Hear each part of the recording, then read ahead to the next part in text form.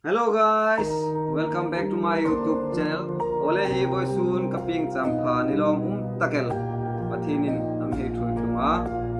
som thum mel muthaya kai hi kalom tak zetani masak takin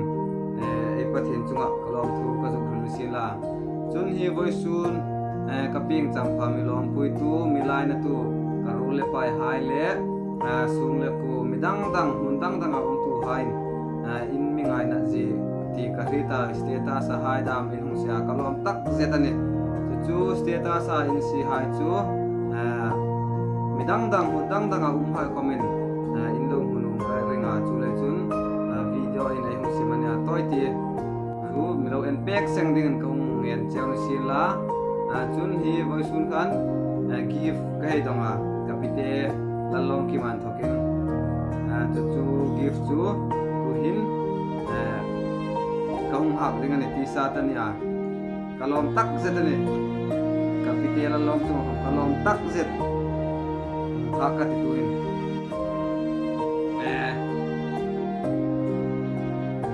kan me tiro boleh tu video isi maju tu hin lang itu